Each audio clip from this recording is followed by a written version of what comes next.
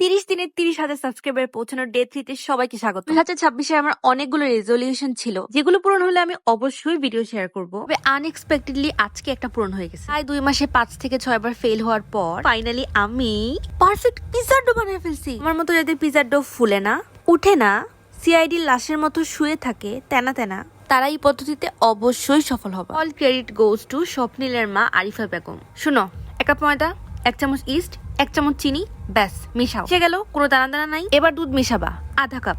কেমন হবে? কুসুম গরম।